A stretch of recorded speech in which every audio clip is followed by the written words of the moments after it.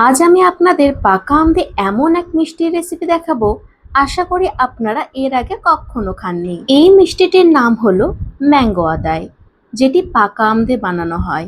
কেরালার একটি জনপ্রিয় মিষ্টি। এটিকে এক প্রকারের পিঠে বলা যেতে পারে।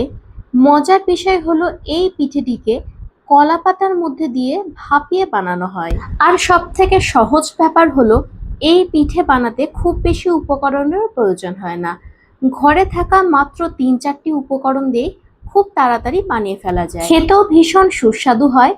আপনারা যারা এখনো এই পিঠেটি খাননি তাদেরকে বলবো অবশ্যই আপনারা একবার হলেও বাড়িতে বানিয়ে দেখুন। খেতে ভীষণ টেস্টি হয়। পিঠেটি বানানোর জন্য আমি মিক্সিং জারের মধ্যে প্রথমে পাকা আমের পাল্পগুলোকে বের করে নিয়েছি। আমি এখানে আটি বাদ দিয়ে একটি গোটা আম নিয়ে নিয়েছি। একটি গোটা আম থেকে মোটামুটি ৭-৮টার মতো পিঠা আরামসে হয়ে যাবে। ওই মিক্সিং জারে আমি দিয়ে দিচ্ছি হাফ বাটির মতো চালের গুঁড়ো। আর স্বাদটাকে একটু ব্যালেন্সে রাখার জন্য আমি ১ চিমটির মতো লবণও দিয়ে দিয়েছি। এবার সব কিছুকে ভালোভাবে পেস্ট করে নিতে হবে।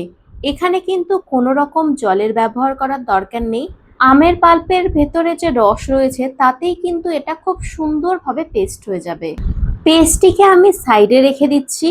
ততক্ষণে আমরা পিঠের ভেতরে যে পুরটি দেওয়া হয় সেটিকে রেডি করে নেব। এর জন্য প্রথমে একটি প্যানে অল্প পরিমাণে ঘি দিয়ে দিয়েছি আগে থেকে কুড়িয়ে রাখা নারকেল।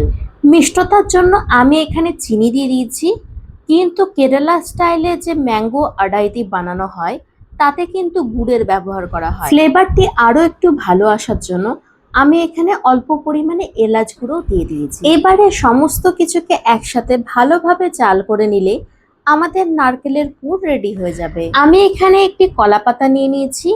কলা পাতার মধ্যে প্রথমেই আমি অল্প পরিমাণে ঘি ব্রাশ করে নিয়েছি, যাতে পিঠেটি খুব সুন্দরভাবে উঠে চলে আসে।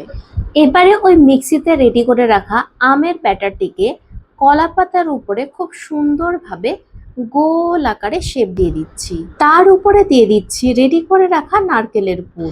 এবারে কলা পাতাটিকে মাঝ বরাবর ভাঁজ করে উপর থেকে ফোল্ড করে দিচ্ছি। আমি আগে থেকেই একটি কড়াইতে জল গরম করতে বসিয়ে রেখেছিলাম।